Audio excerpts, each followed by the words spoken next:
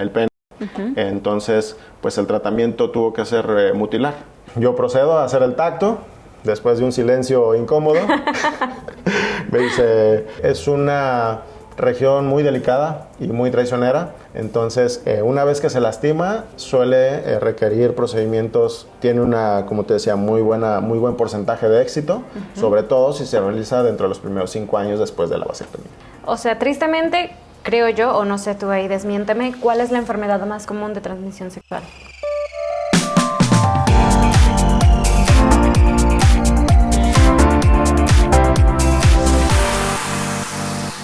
Hola, ¿qué tal? Bienvenidos a un episodio más en Detrás del Personaje y hoy vamos a hablar acerca de un tema que es un poquito todavía con algunos factores de tabús e inclusive no es muy común y vamos a hablar con un urólogo experto en temas de tanto hombres como mujeres, pero más enfocado en hombres y estamos aquí con el doctor Carlos Alejandro González Cepeda. Bienvenido. Muchas gracias, Fer. Es un gusto estar aquí con ustedes para platicar temas, como bien dices, que llegan a ser tabús y, bueno, de interés de toda la población en general. Así es, porque creemos que como urólogos solamente se dedican al tema de los hombres. Exacto. Sin embargo, también tocan temas para las mujeres, ¿no? Sí, por supuesto, es algo que se cree en general. De hecho, incluso es curioso, en el mismo medio médico, por ejemplo, los alumnos llegan a tener esa creencia de que el urólogo es solo para hombres, así como el ginecólogo para las mujeres, ¿no? Sí. Pero bueno, recordar que las mujeres también tienen riñones, vejiga, tienen infecciones de orina, hacen cálculos renales. Entonces, bueno, pues todo eso se encarga el urólogo. Ok. Doctor Charlie, platícanos cómo fue que empezaste a dirigirte acerca de la urología. Decidí ser urólogo desde la carrera de medicina. Todo se remonta más o menos a 5º semestre, donde llevo la materia de urología. Y bueno, fue un encuentro con la especialidad muy bueno porque tuve un muy buen profesor, tenía presencia, era una inspiración en todos los sentidos. Entonces, a partir de ahí fue como una llamada de atención. Okay. Ya en el transcurso de las prácticas en el internado, ya las prácticas hospitalarias, bueno, ya tenía esta idea. Y bueno, cada vez fue acrecentándose mi gusto y mi amor por la urología. ¿Y cómo es que, o sea, rompiste ese esquema de, a ver, es que solamente voy a atender hombres? ¿O cuáles eran tus pensamientos como más...? Bueno, realmente nunca tuve esa duda porque desde pues mis inicios, exactamente, supe que me había llamado la atención y pues ya fue como que investigué de qué se trataba, qué era lo que veía, etcétera. Y bueno, ya desde entonces yo sabía a lo que iba, ¿no? ¿Cuál ha sido tu experiencia más agradable siendo urólogo? Pues siempre, y es algo que afortunadamente veo casi todos los días, es el agradecimiento genuino de mis pacientes. Eso tiene mucho impacto en mí, es algo que me nutre, me llena y me motiva a hacer las cosas cada vez mejor. Siempre doy el 100% y ver que ese esfuerzo se ve reflejado de forma positiva en la vida de alguien es la mejor paga. Ok, y ahora, ¿cuál ha sido la experiencia como no tan positiva? Bueno, pues es que ha sido un camino muy largo para estar donde estoy. Sí, me llevé durante la especialidad, sobre todo, son etapas sumamente difíciles.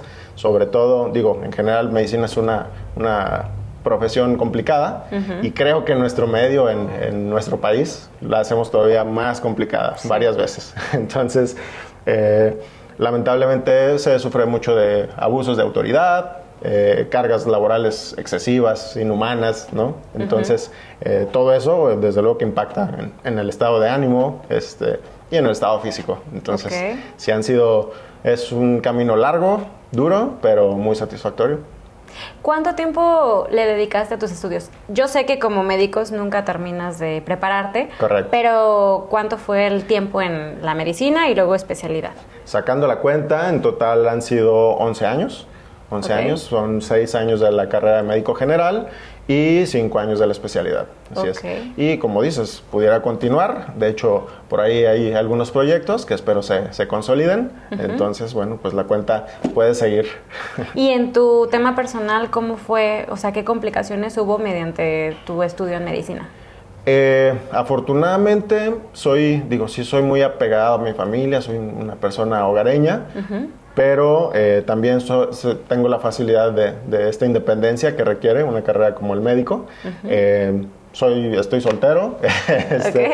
así que no tuve durante el camino algún inconveniente con que tenía que partirme en dos, ¿no? Para atender a mi familia o hacerme cargo de alguien más. Entonces, por ese lado, tuve total disposición y disponibilidad para dedicarme a esto. Y en la parte social, o sea, cuando eras, estudiante y que me imagino había etapas de fiesta y todo, pero tú te tenías que enfocar y centrar. Claro, era doloroso ver cómo pues tus amigos de toda la vida se la pasaban de un lado a otro, quizás festejando, viajando, etcétera, y pues tú muy metido en tu proyecto, ¿no? Eso, en ese momento, pues sí son golpes duros, pero finalmente digeribles. ¿En algún momento pensaste en cambiar de carrera? Ya en la especialidad, no quizás cambiar de carrera, pero sí tirar la toalla. Yo ya no quería, llegó un momento en que ya no quería saber nada de lo que estaba haciendo a ese grado, o sea, y es muy lamentable porque haciendo lo que yo amaba y lo que yo había proyectado desde antes, se estaba derrumbando, ¿no? Entonces, pero bueno, afortunadamente gozo de buen temple y de buena resistencia, entonces aquí estamos. Y en cuanto a algún, no sé, vicio que hayas desarrollado por la medicina, no sé, el café, el cigarro, algo que digas, híjole, gracias a la medicina, esto. Sí, el café. Soy cafetero a más no poder. De hecho, sí me tomo como 1,5 litros al día de café. Entonces, lo veo como un vicio bueno. Creo que obtengo la parte buena del café. Además, gozo de muy buena panza, así que no sufro de gastritis y esos problemas que suele traer. Que suele suceder. Así es. Ok, y retomando en la parte de la urología, ¿cuál ha sido como el tema más complicado que tú has atendido? Muchas veces el aspecto psicológico es la parte más complicada de tratar en un paciente.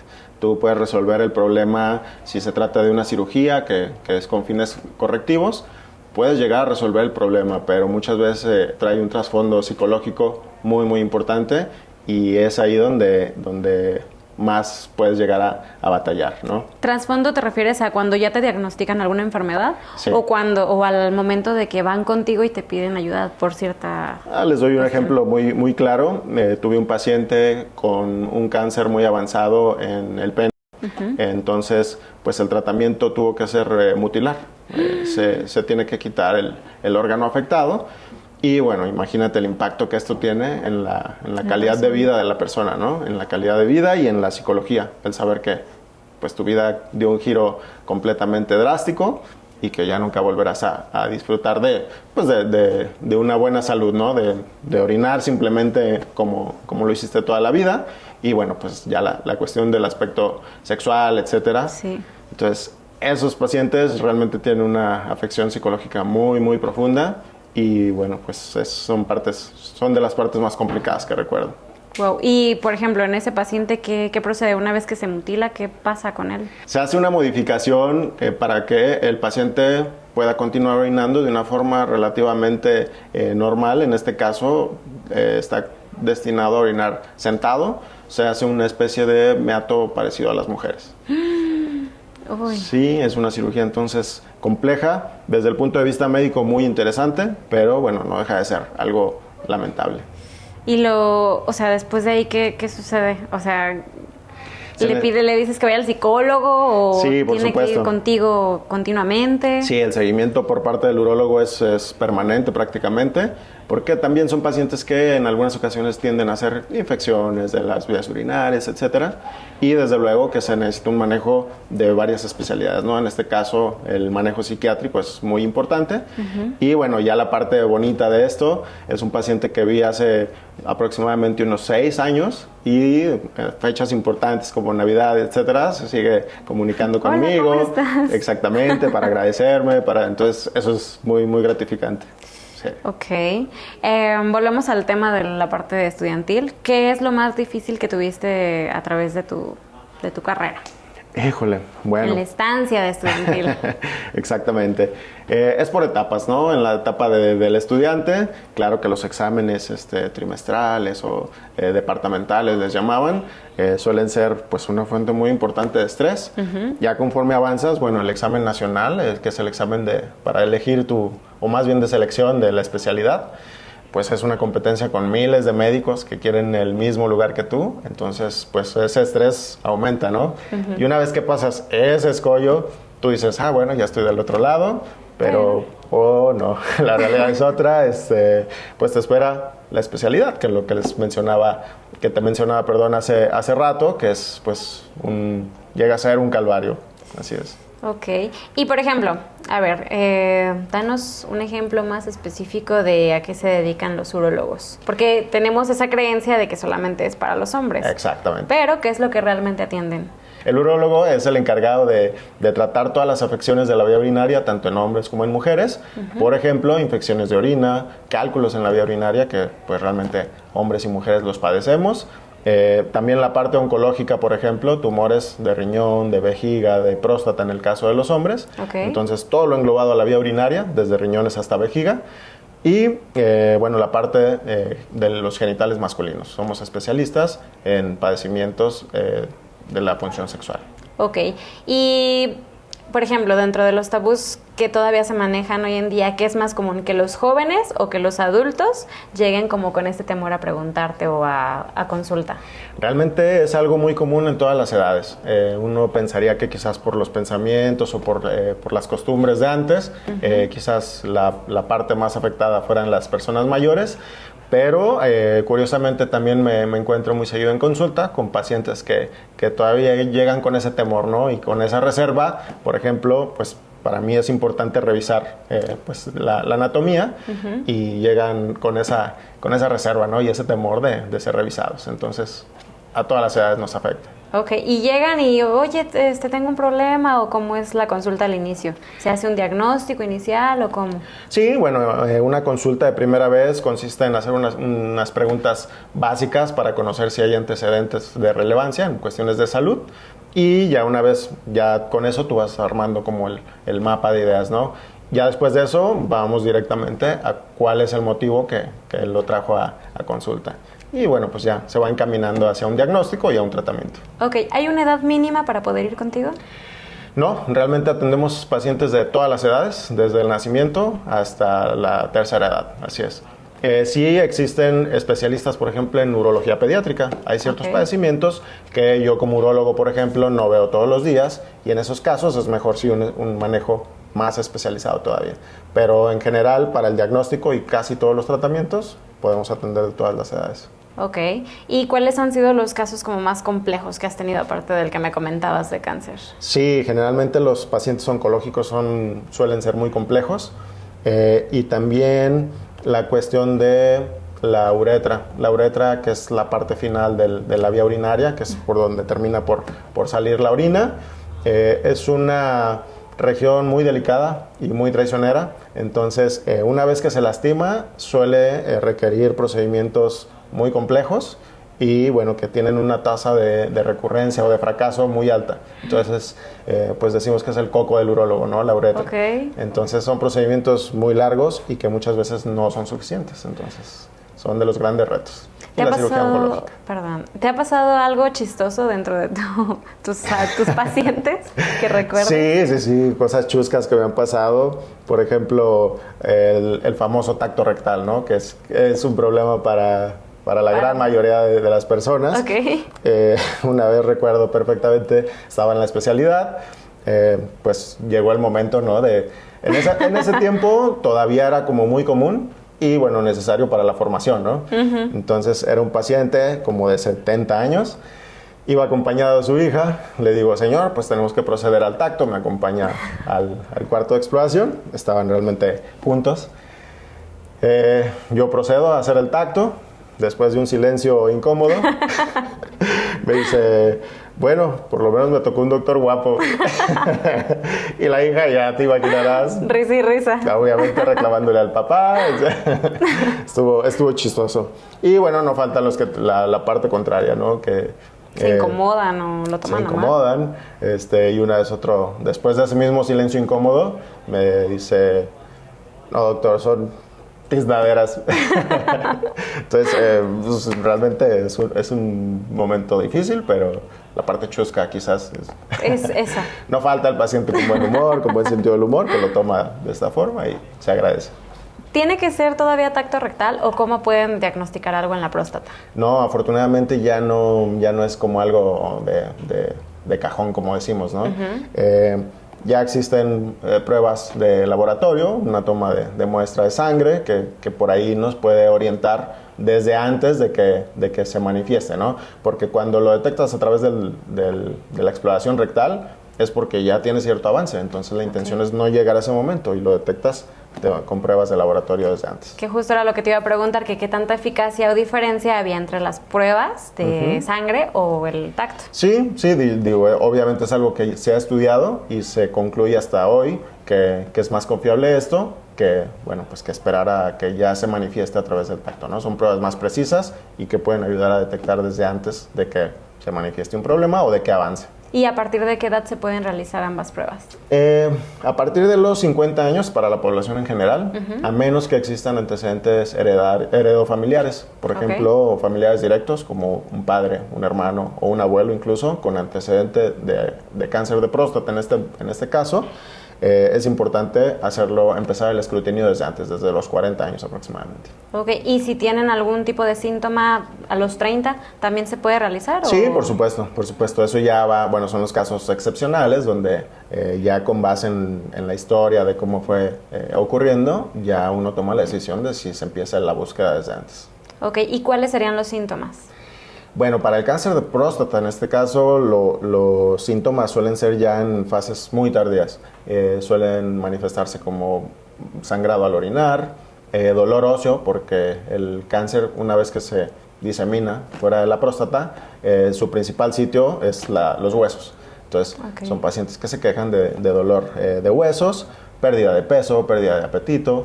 Pero bueno, en estos casos ya son fases muy, muy avanzadas. Entonces, no hay que esperar a que aparezcan síntomas. Siempre es importante cumplir con esto de los 50 años en adelante, si no hay algún antecedente. O si lo hay, bueno, desde los 40 años empezar a hacer este rastreo. Ok, y en el silencio incómodo de la plática, ¿tú cómo lo amenizas para que el paciente se calme, se relaje? Bueno, desde el principio soy muy claro con cómo vamos a proceder. Les advierto que es algo incómodo, pero que bueno, pues que es el momento, que soy la persona indicada, que de ahí no va a salir nada, que es algo confidencial. Y bueno, generalmente tengo muy buena respuesta a los pacientes, suelen tranquilizarse y bueno, ya eso lo hace mucho más fácil. Ok, y dentro de tus relaciones amorosas, ¿no te han preguntado oye, ¿por qué urología? ¿Por ahí hay algún fetiche o algo? ¿Qué está pasando? No, para nada. La verdad es que siempre es un tema que se toca y siempre les explico la misma historia que ya vengo a contarles. Entonces, pues no se presta para ningún tipo de suspicacias. Ok, de fetiches ni nada. De fetiches no, para nada, no va por ahí, es algo 100% científico. Ok, bueno. En cuanto a otros temas, por ejemplo, vamos ahora con la sexualidad. Claro. ¿Cómo puedes detectar algún tipo de enfermedades o cuáles son los tipos de enfermedades que tú también puedes atender o analizar? Sí, por supuesto. Yo como urólogo me toca ver todo tipo de enfermedades de transmisión sexual. En estos casos, las más comunes pues, son el virus del papiloma humano, ¿no? Que se manifiesta por lesiones en el área afectada, tipo verrugas.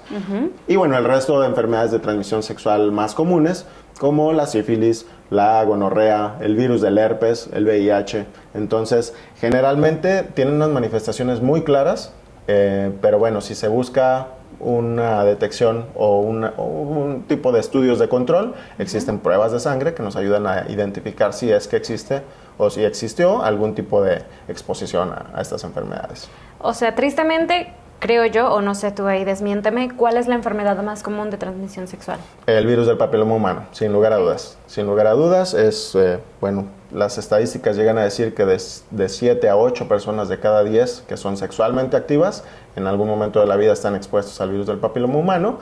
Y bueno, gran porcentaje de estos llegan a infectarse y a manifestar la enfermedad, que en este caso son verrugas en fases iniciales o ya problemas mucho más serios como el cáncer.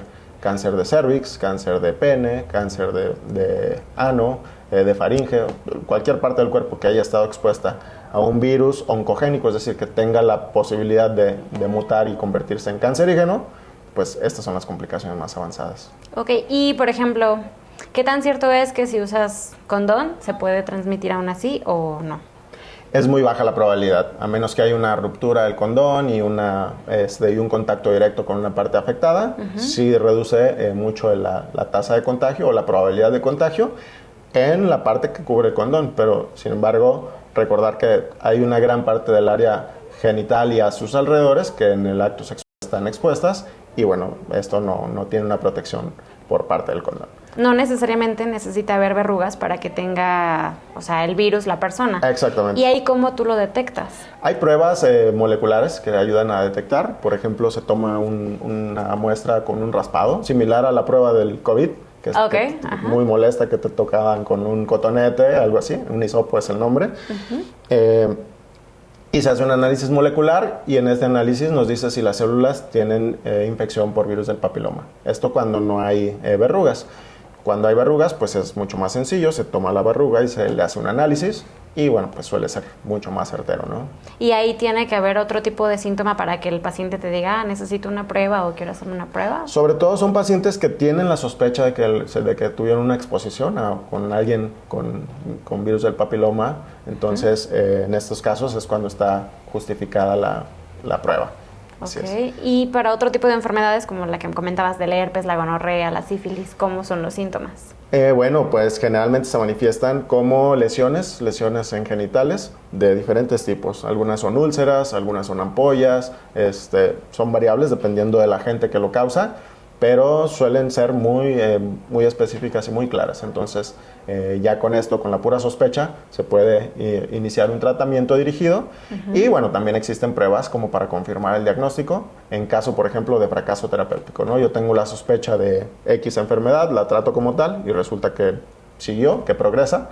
Entonces, en estos casos toma mayor relevancia tomar las pruebas necesarias para confirmar de qué se trata y cómo resolverlo. Otro ejemplo. Cuando tienes una pareja, pero tú te sientes como más segura en realizarte pruebas para saber si uno de los dos tiene algún tipo de enfermedad, ¿el hombre va con el urólogo y la mujer con el ginecólogo o pueden ir los dos contigo o cómo se realiza? No, sí, en general es preferible que el hombre acuda con el urólogo y la mujer con el ginecólogo. Y tal cual te dicen, quiero un estudio para detectar enfermedades. Exactamente, de hecho existe el perfil prenupcial, que es algo que por ley se solicita. Y es para detectar las enfermedades de transmisión sexual más comunes, como sífilis, gonorrea, VIH. Entonces, la hepatitis también es una enfermedad que llega a ser de transmisión sexual. No es la única vía de contagio, pero bueno, es parte del perfil de enfermedades que hay que identificar. Ok. Ahora vamos al tema de evitar embarazos y hijos. Entonces, hay muchos métodos por los cuales también el hombre se puede cuidar. ¿Nos puedes mencionar como los más comunes y los que se pueden revertir y los que no, por favor? Por supuesto. Bueno, el mayormente conocido pues es el uso del preservativo, que es un método de barrera casi 100% efectivo. Tiene obviamente sus puntos de riesgo, ¿no? Como la ruptura de o el mal uso, ¿no? Entonces, y bueno, ese es un método tradicional que no es definitivo. Por la otra parte, pues está el método definitivo, que es la vasectomía. La vasectomía es un método 100% eficaz, con las debidas precauciones. Ahorita les explico en qué consisten. Y la ventaja de es que puede llegar a ser reversible. Yo en determinada etapa de mi vida decido no ser padre, me hago la vasectomía, pero resulta que vuelvo a este sentido de paternidad y bueno, la buena noticia es que se puede llegar a revertir. Se conectan nuevamente los conductos por los cuales pasan los espermatozoides hacia el exterior y bueno, tiene muy buena tasa de éxito.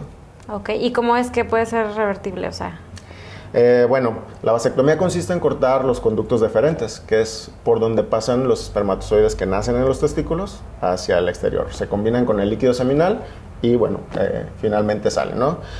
En el caso de la reversión, hay que volver al sitio donde se hizo el corte y bueno, es una cirugía compleja, de hecho se necesita microscopio porque se manejan hilos sumamente delgados, que a simple vista es complicado de distinguirlos. Y bueno, consiste en cortar toda la parte que se hizo cicatriz, que le llamamos fibrosis, y volver a unir la parte sana de los conductos. Entonces, tiene como te decía, muy buen porcentaje de éxito, sobre todo si se realiza dentro de los primeros 5 años después de la vasectomía. Ok. Y lo que mencionaba, en cuanto a que puede ser 100% efectivo con las debidas precauciones, Es importante corroborar después de una vasectomía con un estudio que confirme que ya no hay espermatozoides viables en el líquido seminal. Porque muchas veces, estamos todos sujetos a cometer errores y puede que no se corte de adecuada manera o que no se distinga la estructura y se confunda con otra, por poner un ejemplo, y que no se haga la vasectomía de forma satisfactoria, ¿no? Entonces, el paciente, ya me operaron, ya estoy listo, pero no, siempre es muy importante tener ese estudio que confirme que ya no hay espermatozoides viables. ¿Y se hacen pruebas cada cierto tiempo o cómo? Sí, normalmente entre mes y medio y 2 meses después de la vasectomía, o de 20 a 25 eyaculaciones, siempre se pide esto para que, puedan eliminarse los espermatozoides que quedaron viables al momento de la cirugía, y más o menos este tiempo después se realiza el primer estudio. A veces puede que todavía salgan algunos espermatozoides, entonces lo ideal es repetirlo, quizás en 2 meses más. Ok. Así es. ¿Cuánto dura la operación? Es muy variable dependiendo de varios factores, principalmente la anatomía del paciente. Hay unos que se prestan más que otros, pero en general puede ser tan rápida como 10 minutos. Llega a ser en promedio unos 25 minutos. Súper rápido. Es rapidísimo, es con anestésico local, es decir, no hay que poner la famosa raquia, nada de eso. Simplemente se adormece la parte donde se va a trabajar y el paciente terminando sale por su propio pie. Pueden hacer cualquier actividad, no hay necesario reposo. Exacto. ¿O sí? Es un reposo relativo, pueden hacer casi cualquier actividad. Se les sugiere reposo sexual y reposo de actividades físicas extenuantes, porque puede ser molesto, no es peligroso, pero puede ser muy molesto y sí aumenta un poco el riesgo de hacer algún tipo de hematoma, sangrado, etc. Entonces, sí se sugiere un reposo de 1 o 2 semanas, pero de ahí en más el paciente puede caminar, trabajar, manejar, su vida prácticamente normal. Ok. Y en cuanto al tiempo de espera para tener relaciones sexuales, o sea, una cosa es por el tipo de cirugía, pero después por lo de los espermas, ¿qué procede? ¿Se sigue utilizando condón o ya no? Sí, por supuesto. Yo a paciente que opero le digo, tienes que actuar como si no te hubieras operado los primeros 2 meses. O sea, utilizar el método que tú estabas utilizando, de preferencia el condón, si es que ya no se desea y se busca un método seguro. Y ya contando con el estudio, ahora sí ya damos luz verde y se reactiva la actividad ya sin protección. Ok. ¿Y después qué sale? O sea, si ya no hay espermas, ¿qué es lo que sale? Esa es una pregunta muy frecuente. Les explico, el 95% del volumen que eyaculamos no tiene espermatozoides. Se produce y se almacena en una parte distinta a los testículos que se llaman vesículas seminales. Okay. Y el otro 5% aproximadamente es el líquido que lleva los espermatozoides desde el testículo hasta ese punto donde se unen. Entonces, prácticamente eyaculas 95% igual a antes de ser operado. O sea, prácticamente no percibes algún cambio. Wow. Exactamente. Entonces, es una pregunta frecuente, piensan que ya no se va a eyacular, pero no, realmente la eyaculación no tiene cambios, el placer no tiene cambios, el apetito no tiene cambios. La erección tampoco hay en algún absoluto, cambio, nada. Para nada. No, también me tienden a preguntar si existen cambios hormonales, ¿no? Ganancia de peso, disminución de la energía, etcétera. En absoluto, no tiene nada que ver. Ok, y no importa la edad en la que te la realices. No, para nada. Sí, puede realizarse a cualquier edad, realmente no tiene ninguna indicación en especial, simplemente en algunas ocasiones pacientes muy jóvenes es importante quizás concientizarlos de una forma adecuada para que no tomen decisiones precipitadas. Tenía un conocido que chavito firmó lo de la vasectomía y me acuerdo que le hicieron llenar un formato de si estaba seguro casi de hacer ese procedimiento. Sí, claro, desde el punto de vista legal es muy importante que haya un consentimiento por escrito de que a pesar de que se explican riesgos, consecuencias, etcétera, el paciente tenga la decisión y la autorización para proceder. Pero pacientes muy jóvenes o que no han sido papás, por ejemplo, independientemente de la edad, siempre haces un énfasis especial, ¿no? Porque puede llegar a ser un momento que quizás toman la decisión a la ligera y entonces es importante que estén bien conscientes. Dijiste riesgos. ¿Cuáles serían los riesgos? Los riesgos de vasectomía. Ajá. Bueno, riesgos es lo que mencionaba, algún problema anatómico que condicione, por ejemplo, que se elimine alguno de los vasitos que nutren a los testículos y puede haber, por ejemplo, una disminución en el volumen testicular porque ya no se está alimentando, ya no se está irrigando de la misma forma. Entonces, la atrofia testicular, que es este fenómeno, es uno de los riesgos posibles. Y bueno, los que conllevan cualquier tipo de cirugías, ¿no? Infección del sitio quirúrgico, algún sangrado difícil de controlar, formación de hematomas, etcétera. Ok, bueno, vamos a cambiar un poquito de tema respecto a algunos otros problemas que hay. Por ejemplo, ¿qué sucede cuando hay algún tipo de eyaculación precoz o disfunción eréctil? ¿Qué situaciones pasan o por qué sucede este tipo de casos? Sí, depende mucho, sobre todo de la disfunción eréctil, depende mucho del rango de edad, ¿no? Okay. De la etapa de la vida en que se presenta. Existen dos tipos de disfunción eréctil, la disfunción eréctil orgánica y la disfunción eréctil psicógena. Entonces, la orgánica es cuando hay una complicación, sobre todo, por ejemplo, enfermedades metabólicas que no están bien controladas, como la diabetes, la hipertensión, algún problema vascular, que finalmente va a desencadenar en una disfunción eréctil.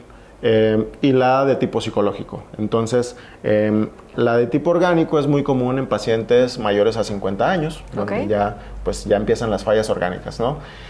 Y algo que, bueno, ha venido a más es la de origen psicógeno o psicológico, y esto suele presentarse en personas jóvenes, personas de 20 o 30 años que ya tienen este tipo de problemas. Y muchas veces pues es más difícil de tratar, ¿no? Porque se trata de un problema psicológico. Finalmente una persona con diabetes o algo lo puedes controlar y con esto mejora la cuestión. Pero si es un problema psicológico severo, es un reto quizás mayor.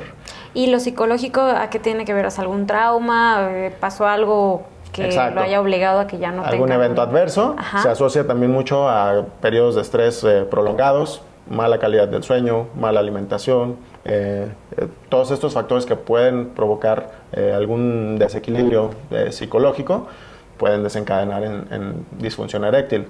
O, por ejemplo, algo muy común, estabas cansado, el paciente está cansado, está en su momento de intimidad y sufre un episodio de disfunción eréctil, ¿no? Quiere, pero no puede. Entonces, esto genera una cantidad enorme de estrés, de preocupación, y bueno, ahí queda. Si le vuelve a ocurrir una segunda ocasión, entonces el paciente ya compra esta idea de que tiene un problema, de que no lo va a lograr, y es como una bola de nieve. La próxima vez que esté en una situación similar, no va a poder concentrarse porque está pensando en lo que le ocurrió la vez pasada o las dos veces pasadas, y entonces efectivamente pues vuelve a ocurrir porque ya no, o sea, el paciente pierde la capacidad de disfrutar, de concentrarse en el momento, y entonces pues se está repitiendo. Ok, se programa, se podría decir. Exactamente, es una programación. Ok, y por ejemplo, en el uso de algunos deportistas o inclusive de fisicoculturistas que utilizan muchos medicamentos o cosas para poder estar en forma. Exacto. ¿También eso influye en la disfunción eréctil? Sí, por supuesto. El uso de hormonas exógenas es una causa común relativamente de disfunción eréctil. Esto porque se altera el eje hormonal. El eje hormonal ya tiene cierto equilibrio que, bueno, si por ejemplo agregas más hormonas de X tipo, pues genera un desequilibrio, entonces deja de producirse como la señal para que sigan produciéndose hormonas de la misma forma. Y entonces, pues esto puede desencadenar en trastornos como la disfunción eréctil o la atrofia testicular, que es esta disminución del tamaño testicular. Oh, ok. Sí, entonces pues es muy importante estudiar bastante bien esta situación y saber, ¿no?, que si se va a optar por ella, pues pueden haber ciertas consecuencias como la que mencioné. ¿Que se puede revertir o ya no? En algunas ocasiones ya no es reversible, dependiendo de la severidad del daño, pero sí, en algunas ocasiones sí es reversible, en otras no. Ok. ¿Y en el uso de algunas drogas también puede haber una disfunción? Sí. Hay drogas que, afectan el sistema nervioso y, lo van deteriorando al grado de que se pierde esta comunicación, sobre todo también como una inhibición de la libido o apetito sexual, y, pues que finalmente provocan disfunción eréctil. ¿Qué tipo de drogas serían? Drogas, como la cocaína, como el cristal, algunas metanfetaminas, etcétera, tienden a provocar disfunción eréctil.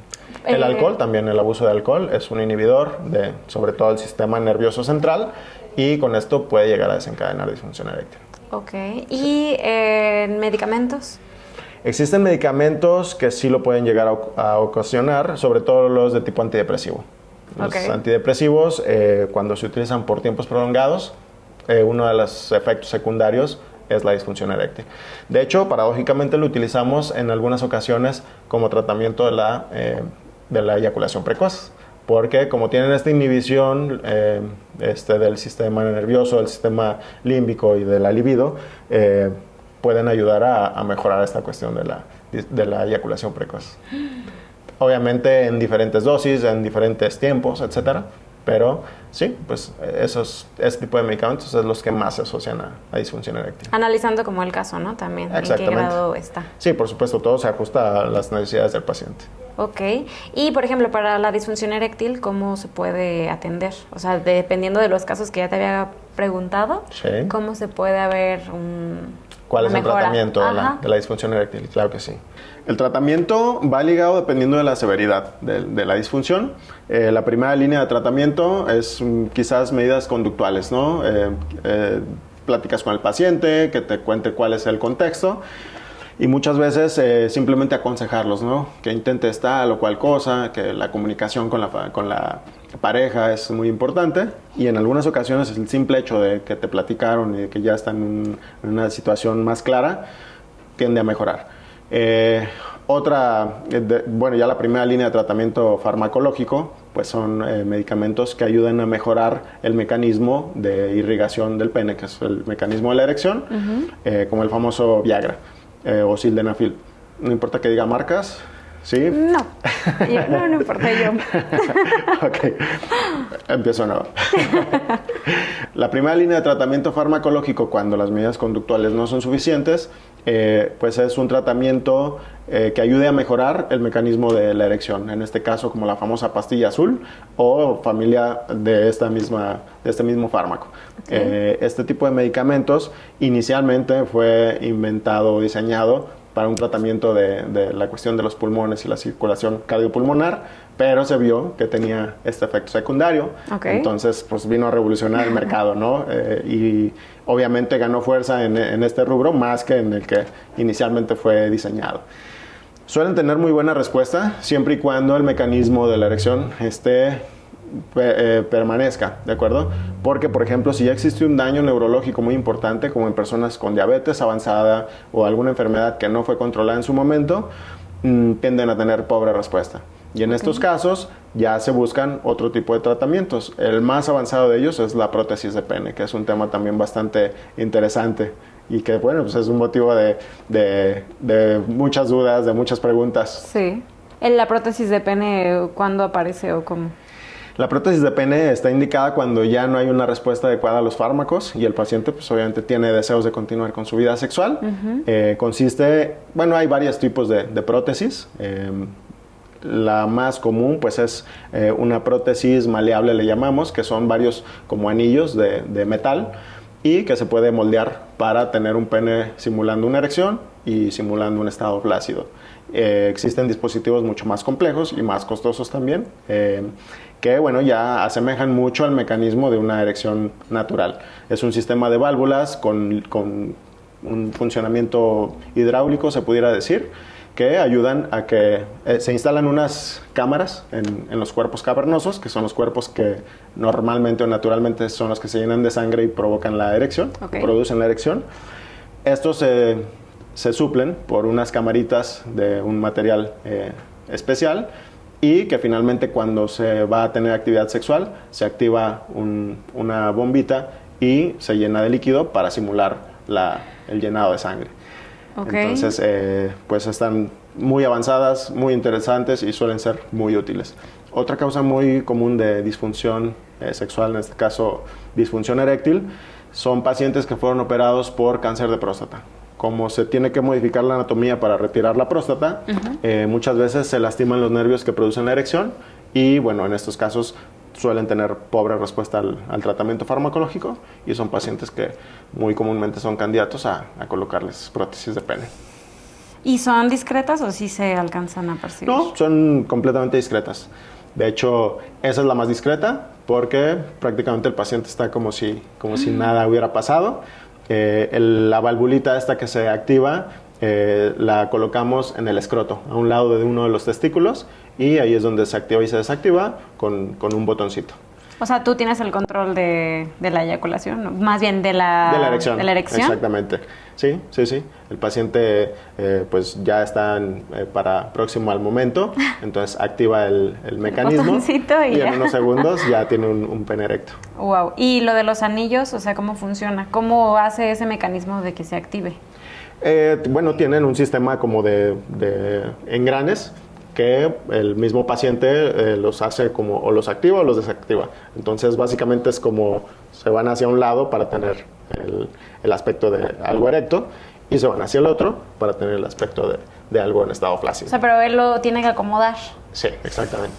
Sí, generalmente pues tienen que ser pacientes que tengan la capacidad motriz todavía de hacer este tipo de cuidados, ¿no? Sobre todo en las más complejas que requieren pues mayor fineza de movimientos, mayor control del estado psicomotriz, ¿no? Ok, y ya se queda eso de por vida, o sea, tanto los dos, lo de los anillos y lo del botoncito, ya es... Sí, se pueden quedar de por vida si no hay alguna disfunción o alguna infección que haya que retirarlos.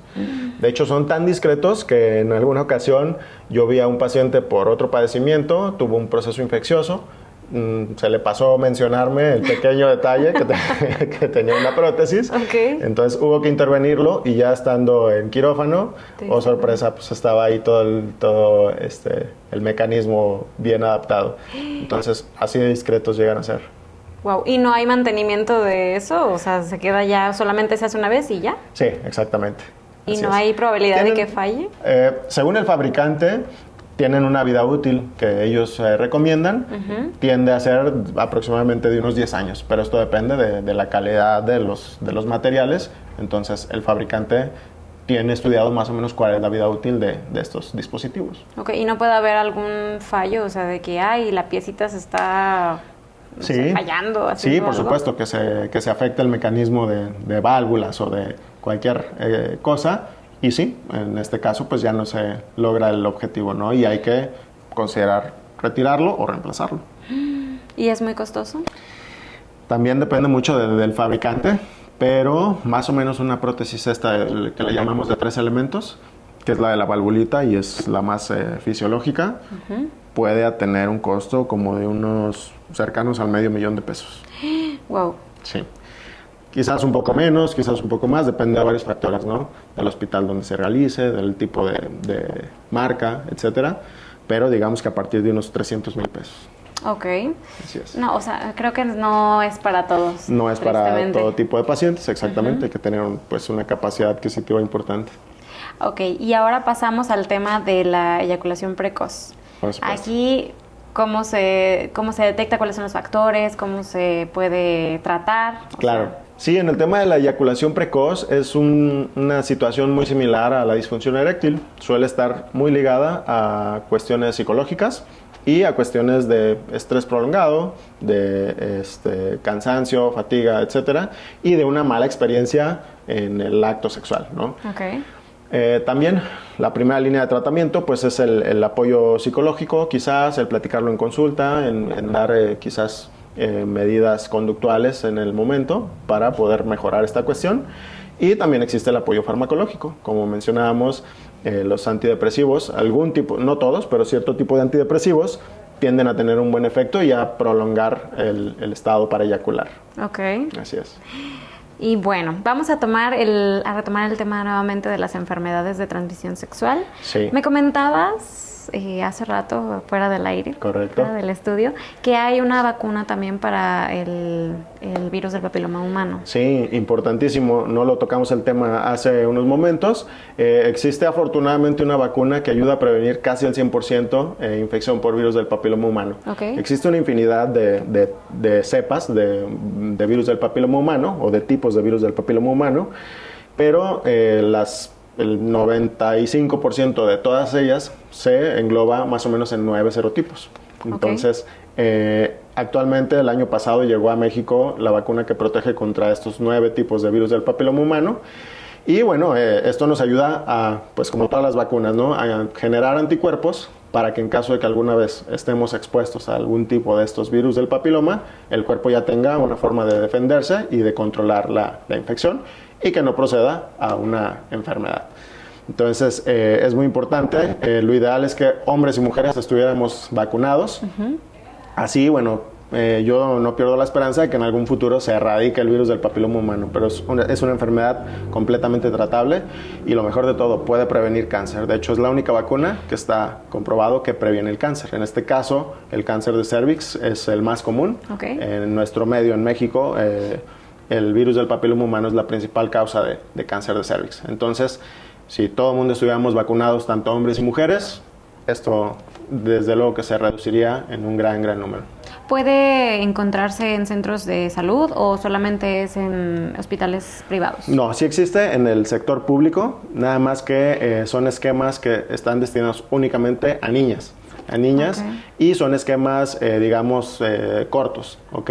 Se aplica únicamente en algunas ocasiones una sola dosis, pero lo ideal es que en niños y niñas menores de 15 años se apliquen 2 dosis y en niños o adolescentes de 16 en adelante es un esquema de 3 dosis. Entonces, pues esta limitante, ¿no? Que quizás no son esquemas completos y que solamente están destinados a las niñas. Y para personas ya más grandes, ¿cómo es la situación de la vacuna? Sí, bueno, esto sí es completamente del sector privado y pues generalmente todos los urólogos, ginecólogos, pediatras, infectólogos tenemos acceso a la vacuna y es un esquema de 3 dosis. 3 dosis en un periodo de 6 meses. Se aplica la primera. A los 2 meses se aplica el primer refuerzo y a los 6 meses de la primera aplicación se aplica el segundo o tercera dosis. Ya con esto se alcanza una inmunidad muy cercana al 100% y bueno, pues ya una preocupación menos.